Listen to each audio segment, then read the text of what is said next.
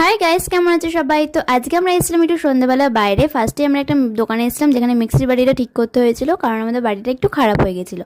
তো তারপরে দেখো এখন রাত 9টা বাজে প্রায়। তো তখন আমার চকলেট খেয়ে ইচ্ছে হলো, আর আমার জন্য একটা চকলেট নিয়ে এসেছিলো।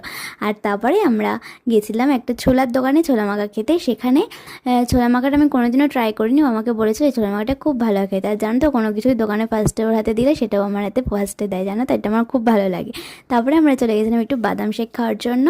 তো সেখানেও দেখো বাদাম শেকটা ওই লোক মানে কাকুরটা ফার্স্টে ওর হাতে দেবে, সেটাও আমার হাতে দিয়ে দেবে।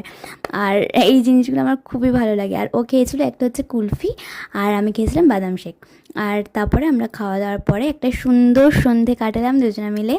আর আর প্রচণ্ড হাওয়া দিচ্ছিলো বাইরে। আসানসোলে জানো তো সন্ধ্যেবেলার দিকে খুব হাওয়া দেয়, এই হাওয়াটা আমার খুব ভালো লাগে। আর দুজনে এরকম করে করেই আমরা সন্ধ্যেটা যে কাটালাম। ভিডিওটা কেমন লাগলো অবশ্যই কমেন্ট করে জানিও। আর সবাই ভালো থেকো। ওকে, বাই।